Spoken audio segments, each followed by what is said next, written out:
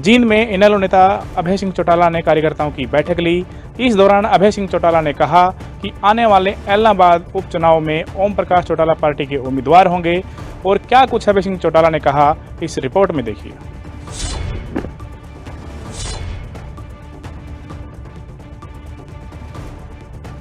जींद में इनेलो नेता अभय चौटाला ने जिला कार्यकर्ताओं की बैठक ली।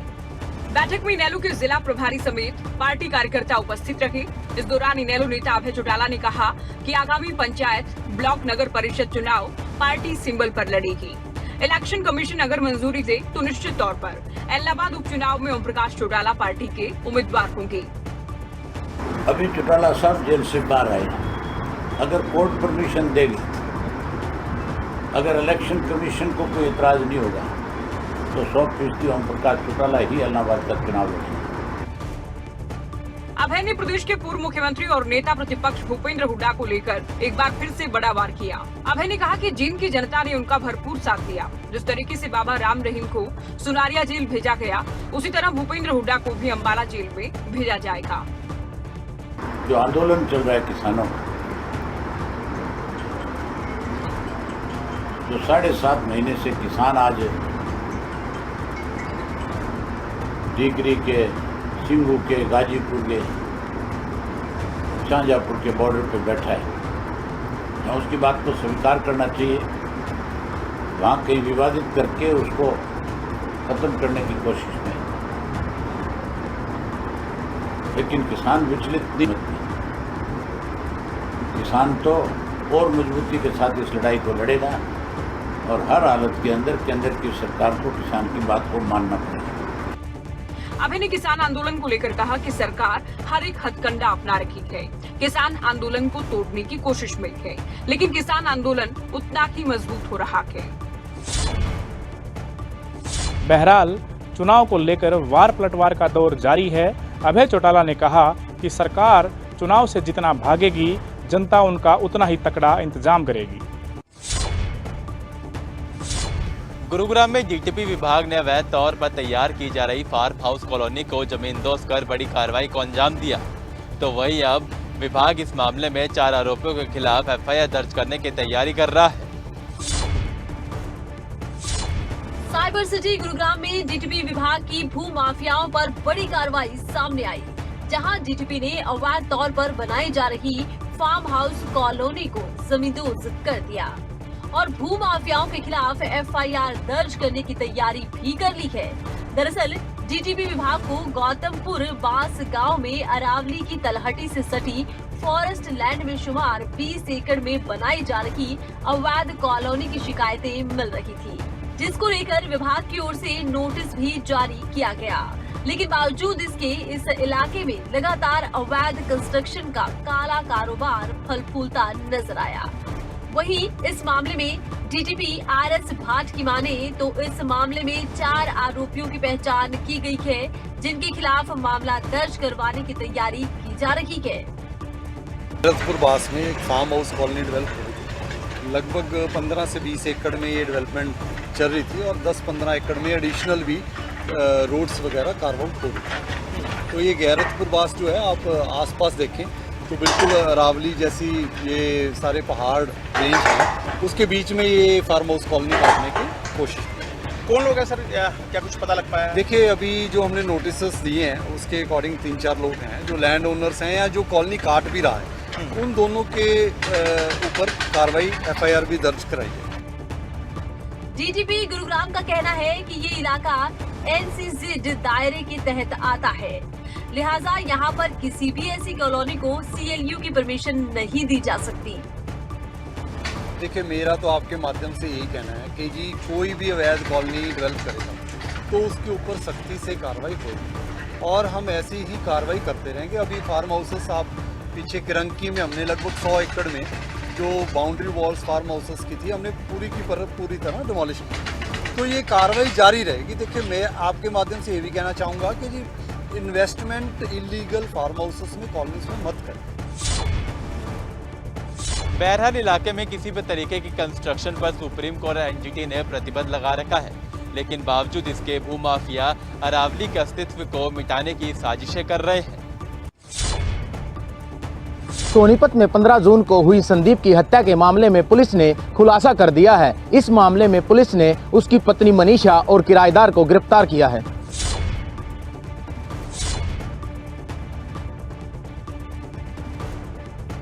सोनीपत में प्रेम प्रसंग का एक चौंका देने वाला मामला सामने आया, जहां पति पत्नी के रिश्ते को तार तार होते देखा गया।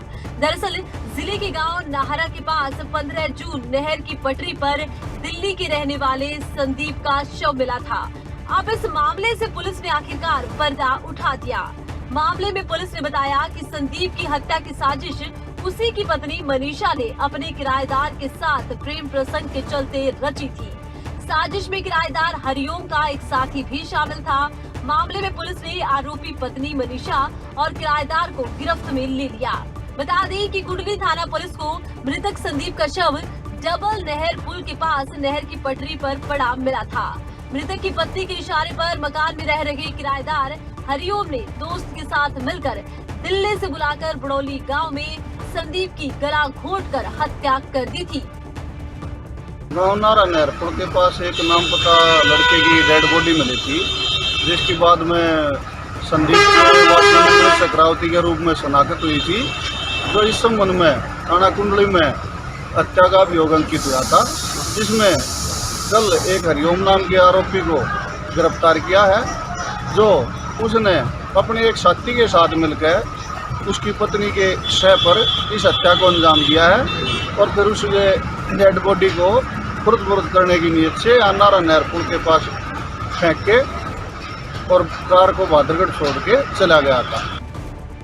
वही मामले में एएसआई रविंद्र कुमार ने बताया कि पुलिस ने हरिओम और मनीषा को गिरफ्त में ले लिया, लेकिन हरिओम का एक साथी अभी भी फरार है। ये मृतक की पत्नी है मनीषा, जिसको आज गिरफ्तार किया है, और ये आरोपी है हरिओम।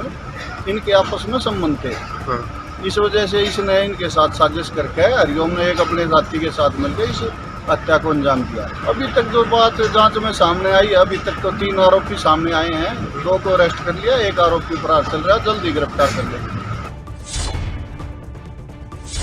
फिलहाल पुलिस मामले की जांच कर रही है। देखना अब यही होगा कि पुलिस इस मामले में क्या कुछ खुलासे और करती है और फरार आरोपी को कब तक गिरफ्तार करती है। फरीदाबाद में कोरोना के नए वेरिएंट डेल्टा प्लस आने के बाद गुरुग्राम में भी चिंताएं बढ़ गई, जिसको लेकर स्वास्थ्य विभाग अब अलर्ट मोड पर आ गया है। देश में कोरोना के बढ़ते मामलों पर जहां अंकुश लगा, वहीं अब कोरोना के बदलते रूप डेल्टा प्लस वेरिएंट ने चिंताएं बढ़ा दी। देश के कई राज्यों में ये वायरस दस्तक दे चुका है। साइबर सिटी गुरुग्राम में जहां एक तरफ कोरोना के मामले थमते नजर आ रहे हैं, तो वहीं पड़ोसी जिले फरीदाबाद में डेल्टा प्लस वेरिएंट का मरीज पाए जाने से प्रशासन की चिंताएं और बढ़ गई। इसके बाद गुरुग्राम स्वास्थ्य विभाग अलर्ट हो गया।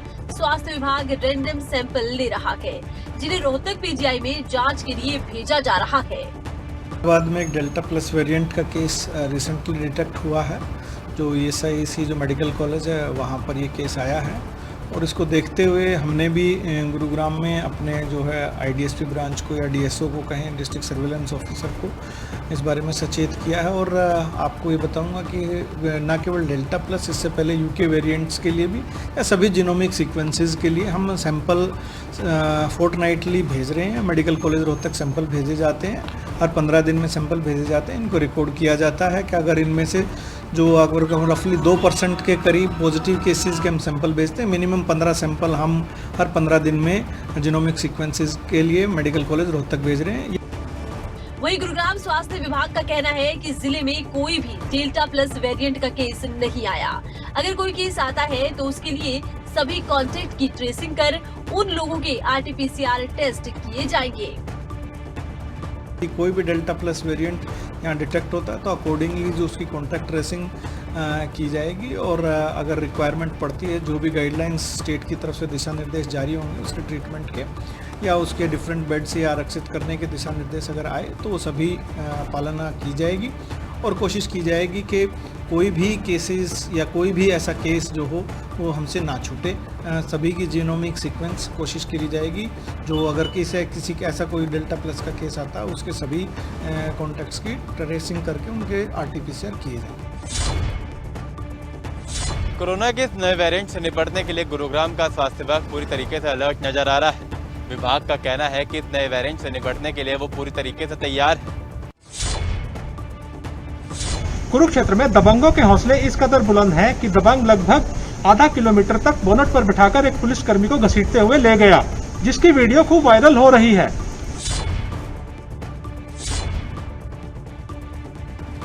दबंगों की बुलंद हौसले तो देखिए। बोनट पर ट्रैफिक पुलिसकर्मी, लेकिन गाड़ी रोकने की कोशिश नहीं। मामला कुरुक्षेत्र से सामने आया है, जब तस्वीरों में नजर आ रहे ट्रैफिक पुलिसकर्मी ने नाके पर इस बोलेरो गाड़ी को रोकने के लिए हाथ दिया था, लेकिन चालक ने गाड़ी रोकने की बजाय स्पीड को और भी ज्यादा तेज कर दिया। पुलिसकर्मी ने अपनी जान की परवाह न करते हुए सड़क के बीचों बीच गाड़ी को रोकने का प्रयास किया, तो गाड़ी चालक ने उसे बोनट पर पटक कर गाड़ी भगा दी और पुलिसकर्मी को लगभग आधा किलोमीटर तक बोनट पर बैठाकर घसीटता ले गया, जिसका वीडियो अब खूब वायरल हो रहा है।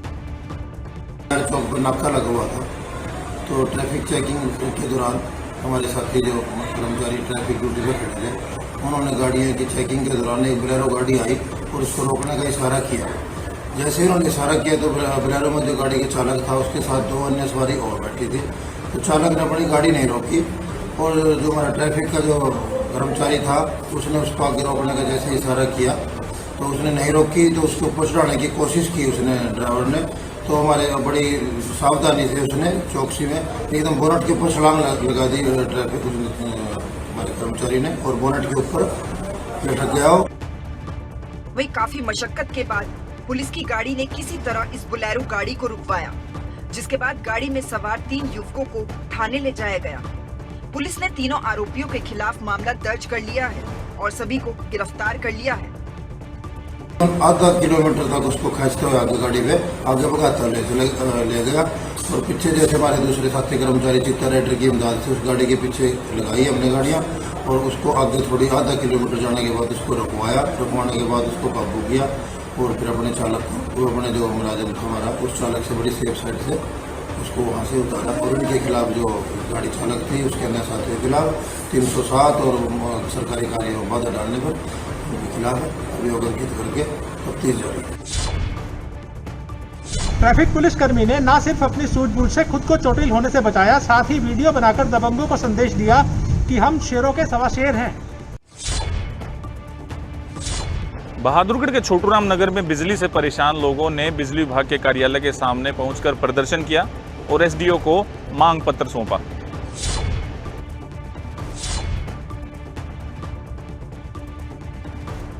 गर्मी की शुरुआत से ही लोग पावर कट से परेशान होने लगे हैं। एक तरफ तो गर्मी फुल है, वहीं दूसरी तरफ बिजली गुल है। बहादुरगढ़ के छोटूराम नगर में भी लोग बार बार बिजली गुल होने की समस्या से परेशान हैं। पावर कट के साथ साथ लोगों को लो वोल्टेज की समस्या का भी सामना करना पड़ता है। इसके बाद गुस्साए लोगों ने बिजली विभाग के दफ्तर में प्रदर्शन भी किया। एसडीओ को एक मांग पत्र भी सौंपा गया, जिसमें ट्रांसफार्मर की कैपेसिटी बढ़ाने की भी बात कही गई। आज हम सब वार्डवासी मेरे साथ मिलकर के यहाँ अपने सब डिविजनल बहादुरगढ़ आए हैं और हमने लाइट की बहुत ज़्यादा प्रॉब्लम हो रही थी छोटूराम नगर में, जो कि 2-3 दिन तक लाइट नहीं आती थी। उसकी परेशानी के कारण हम सब यहाँ एसडीओ साहब और जेई साहब से मिले और एसडीओ हुड्डा साहब ने और जेई साहब जगमोहन जी ने हमें आश्वासन दिया है कि जल्दी से जल्दी हमारा कार्य करेंगे। बिजली की आंख मिचौली ने लोगों को परेशान कर दिया है। लोगों का ये भी कहना था कि नगर में बार बार बिजली जाती रहती है, कई बार तो 3-3 दिन भी बिना बिजली के रहना पड़ता है। लोगों ने उम्मीद जताई है कि जल्द ही उनकी मांगे पूरी होंगी। वहीं एसडीओ ने भी लोगों की मांगे जल्द पूरी करने का आश्वासन दिया है। रतिया के लोगों ने बिजली विभाग के अधिकारियों पर लापरवाही के आरोप लगाए हैं। उनका कहना है कि कम अक्षमता वाले ट्रांसफार्मर लगाने के कारण बिजली चली जाती है और उसकी शिकायत कई बार कर चुके हैं, लेकिन अधिकारियों ने इस पर कुछ नहीं किया। गर्मी का मौसम है, मन में बस यही ख्याल आता है कि काश बिजली न जाए, लेकिन वो कहते हैं कि जैसा हम चाहते हैं हमेशा वैसा नहीं होता। तो बत्ती गुल हो जाना कोई बड़ी बात नहीं। हालांकि बिजली कट जाने से लोगों की परेशानी और ज्यादा बढ़ जाती है। रतिया में दिखाई दे रहे ये लोग बिजली के कट से परेशान हैं। और निगम कार्यालय पहुंचकर निगम अधिकारियों से अपनी समस्या के समाधान की मांग कर रहे हैं। 40 साल के करीब गुरुद्वारा के पास, चक्की के पास, और वो अब जो पहले घर थे वो सभी का लोड भी बढ़ चुके हैं और घरों की संख्या, लोगों की संख्या, उपकरणों की संख्या बढ़ चुकी है, जिसकी वजह से वो ट्रांसफार्मर छोटा है और लोड ज़्यादा है। लोड ज़्यादा होने की वजह से वो ट्रांसफार्मर चल नहीं पा रहा और रूटीन में डेली उसका जो फ्यूज़ है वो उड़ जाते हैं और हम डेली एप्लीकेशन कंप्लेंट सेंटर में फ़ोन करते हैं और वो रोज़ शुमार उसको ठीक करके आते हैं। लगभग 11 तारीख को हमने शहीद भगत सिंह नौजवान सभा की लेटर पैड पे एप्लीकेशन दी थी एसडीओ साहब को और इन्होंने जेई के नाम मार्क की थी, परंतु अभी तक हमारी कोई कार्रवाई नहीं उस पर हुई। बिजली निगम के एसडीओ से जब इस बारे में बात की गई तो उन्होंने बताया कि जल्द ही लोगों की समस्या का समाधान किया जाएगा। ट्रांसफार्मर लग रहा है, बार बार कह रहे थे फ्यूज उड़ रहा है, ओवरलोड बता रहे थे ट्रांसफार्मर, वो मैंने जेई को कह दिया है उसको चेक करवा के अगर ओवरलोड होगा तो उसकी प्रोसेस वैसे चल रही है हमारी, दूसरा एक ट्रांसफार्मर एडिशनल लगाएंगे हम वहाँ, तो उनको बोल दिया 2-3 दिन के अंदर अंदर लगवा देंगे ट्रांसफार्मर लग जाएगा। ये 2 दिन तक हो जाएगा श्रम प्रशासन? हाँ बिल्कुल करवा देंगे। हम ख़त्म कर रहे हैं, वैसे जहाँ जहाँ ओवरलोड है हम कर रहे हैं, जो अलग से ट्रांसफार्मर लगाए जा रहे हैं हमारे। वहीं बिजली विभाग की तरफ से लोगों को आश्वासन तो दे दिया गया है, लेकिन अब देखना होगा कि इन लोगों की समस्या का समाधान कब हो पाता है। शिलाई में एक दर्दनाक हादसा हुआ। सवारियों से भरी पिकअप पलटने से 10 लोगों की जान चली गई। पीएम की ओर से भी हादसे को लेकर शोक प्रकट किया गया।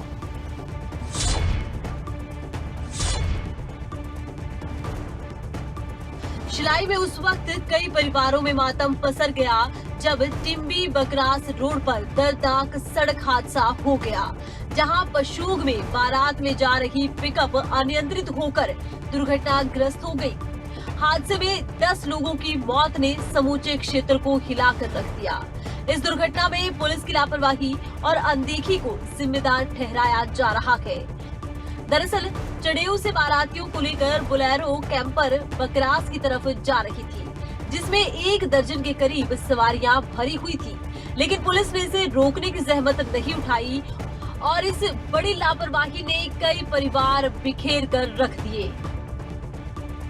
हादसे में घायल हुए 2 लोगों को गंभीर हालत में मेडिकल कॉलेज नाहन रेफर किया गया। हादसे पर प्रधानमंत्री नरेंद्र मोदी ने दुख जाहिर किया। उन्होंने मृतकों के परिवारों के प्रति संवेदनाएं व्यक्त की और मृतकों के परिवारों को 2-2 लाख रुपए की राशि और घायलों को 50-50 हजार रुपए की मुआवजे का ऐलान किया है। वहीं विधायक हर्षवर्धन चौहान ने भी हादसे पर शोक जताया और ट्वीट कर मृतकों के परिजनों के प्रति गहरी संवेदनाएं व्यक्त की। वहीं डीसी सिरमौर आर.के. गौतम ने जानकारी देते हुए बताया कि मृतकों के परिवारों को 10-10 हजार रुपए फौरी राहत के तौर पर दिए गए हैं। वहीं घायलों को भी 10,000 रुपए फौरी राहत प्रदान की गई है। इसके साथ ही घायलों का पूरा इलाज मुफ्त किया जाएगा। वहीं मुख्यमंत्री जयराम ठाकुर के आदेश अनुसार मृतकों के परिवारों को 4 लाख रुपए आर्थिक मदद भी दी जाएगी।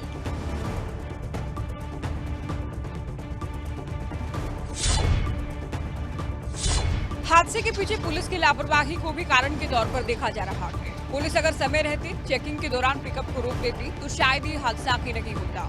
दूसरी ओर सरकार की ओर से मृतकों के आश्रितों के लिए और घायलों के लिए आर्थिक मदद का ऐलान किया गया है। पंचकुला के लोग उस समय हैरानी में पड़ गए जब नाले से एक नवजात बच्चे का शव मिला। इस मामले का एक सीसीटीवी फुटेज भी वायरल हो रहा है। तस्वीरों में दिखाई दे रहे इन लोगों ने मानवता को शर्मसार कर दिया है। आप भी जानेंगे तो हैरान हो जाएंगे और सोचने पर मजबूर हो जाएंगे कि क्या वाकई में हमारे बीच ऐसे लोग मौजूद हैं। दरअसल मामला पंचकुला के गांव गढ़ी कोटाहा का है, जहां पर गंदे पानी के नाले में एक नवजात बच्चे का शव मिला। ग्रामीण दीपक कुमार ने बताया कि जब वो और पत्नी सुबह घर की सफाई कर रहे थे, उस दौरान घर के बाहर नाले में कोई नवजात शिशु पड़ा हुआ दिखाई दिया।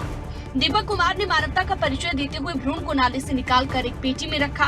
पूरे घटनाक्रम की जानकारी स्थानीय पुलिस प्रशासन को दी गई।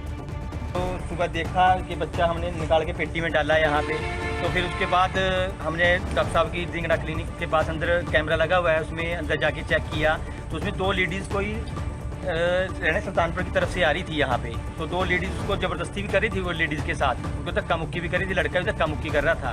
तो उन्होंने देखा कैमरा लग रहा है, तो उन्होंने साथ के साथ क्या हुआ, बच्चा जिस टाइम हुआ लेडीज़ को, तो उसने क्या किया, हाथ से ऐसे फेंक के यहाँ से नाले में गिर दिया है वो, और उसके लेडीज़ को लेके दोनों जने लेके चले गए यहाँ से। सुबह हमको पता लगा तो ताज भाई साहब के पास फ़ोन किया, अंकित के पास फ़ोन किया, पुलिस प्रशासन को फ़ोन किया। भ्रूण हत्या से जुड़ा ये पूरा मामला पास लगे सीसीटीवी में कैद हो गया है। भ्रूण को जन्म देते ही महिला ने नवजात को नाले में फेंक दिया। गढ़ी कोटाहा के अंदर वहाँ सूचना मिली थी, ग्रामीणों ने सूचना दी थी कि यहाँ पे एक मानव का भ्रूण यहाँ एक नाले के अंदर पड़ा है, जिसकी सूचना के पर वहाँ से पुलिस आई है मौके के ऊपर, यहाँ से पूछताछ करी गई और सीसीटीवी कैमरा की फुटेज ली गई है और जो वहाँ मौजूद आदमी थे उनके बयान पूछताछ करी गई है। उसके बाद तफ्तीश जारी है, ये पता लगाया जाएगा कि बच्चा किसका है, उसके बाद कार्रवाई करेगी। ग्रामीणों ने इसकी सूचना पुलिस को दी और मौके पर पहुंचकर पुलिस ने मामले की जांच शुरू कर दी है। करनाल की बेटी संजोली बनर्जी ने अंतर्राष्ट्रीय स्तर पर भारत का नाम रोशन किया है। संजोली बनर्जी को अंतर्राष्ट्रीय स्तर पर सामाजिक कार्य करने के लिए प्रतिष्ठित अवार्ड डायना पुरस्कार से सम्मानित किया गया। हरियाणा की धरती से एक अभियान की शुरुआत की गई थी, बेटी बचाओ बेटी पढ़ाओ। आज इस नारे की गूंज देश के साथ साथ अंतर्राष्ट्रीय स्तर पर पहुंच चुकी है। इस नारे को सार्थक किया है करनाल की बेटी और सामाजिक कार्यकर्ता 22 वर्षीय संजोली बनर्जी, जिसे सामाजिक कार्य और मानव जीवन को बेहतर बनाने के प्रयास के लिए विश्व के प्रतिष्ठित डायना पुरस्कार से सम्मानित किया गया है। ये पुरस्कार प्रिंसेस ऑफ वेल्स डायना की स्मृति में दिया जाता है। संजोली का इस पुरस्कार के लिए चयन डायना अवार्ड जजिंग पैनल्स की 12 सदस्यों की ओर से किया गया है, जो कि काफी कठिन और चुनौती भरा रहता है। मुझे ये अवार्ड इसलिए मिला है क्योंकि 17 साल से मैंने समाज सेवा करी है, चाहे पहले बेटी बचाओ आंदोलन, फिर बेटी बचाओ धरती बचाओ जो पर्यावरण के लिए था, उसके बाद सुशिक्षा स्टार्ट करना, और ना केवल भारत में बल्कि ऑस्ट्रेलिया और यूके में भी मैंने जो है सेवा करी है। वॉलंटियरिंग मैंने 100 घंटे से ज़्यादा वॉलंटियरिंग करी ऑस्ट्रेलिया में, जिसके लिए मुझे ANU+ अवार्ड मिला। मैं एक दिन की सांसद रही वहाँ पर, इंटरनेशनल सिक्योरिटी डिपार्टमेंट की सेक्रेटरी रही। तो ये सब काम में मैं भारत का नाम रोशन कर रही थी, भारत की एक रिप्रेजेंटेटिव बनकर वहाँ पर मैं थी। और यूके में भी मुझे चेंज लैब प्रोग्राम, जिसमें सिर्फ 20 लोग सिलेक्ट होते हैं यूनिवर्सिटी से, मैं उसमें रही, जहाँ हमने शिक्षा और महिला सशक्तिकरण पर काम किया। तो ये काम 17 साल की मेहनत आज कामयाब हुई है। अभी जैसे 12th के बाद उसे बाहर जाना था, पहले उसने मिराना हाउस दिल्ली यूनिवर्सिटी में एडमिशन लिया क्योंकि उसके 96.8% थे +2 में, और मतलब हरियाणा की टॉपर रही है वो, पर्टिकुलरली ह्यूमैनिटीज़ में अगर हम बात करें।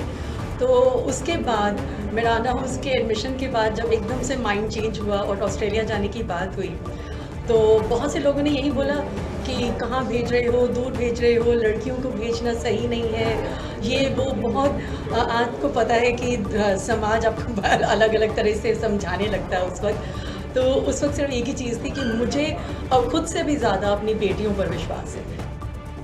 लंदन में होने वाले इस अंतर्राष्ट्रीय सम्मान समारोह में दुनिया भर से कई जाने माने लोग पहुंचते हैं, लेकिन कोरोना के चलते इस बार ये पुरस्कार वीडियो कॉन्फ्रेंसिंग के माध्यम से दिया गया। बच्चे को, चाहे वो बेटा या बेटी है, उसको सपने देखने की ना शक्ति दीजिए, उसको आज़ादी दीजिए, ट्रस्ट दीजिए, उसको डायरेक्शन दीजिए। उसके बाद जो उसके अंदर डिटर्मिनेशन जो आई है, उसके अंदर डिसिप्लिन आया जो है, उसके बाद वो बच्चा पीछे मुड़ के नहीं देखेगा, वो इंटरनेशनल लेवल पे जाएगा ही जाएगा। संजोली को मिले सम्मान से पूरे परिवार में खुशी की लहर है।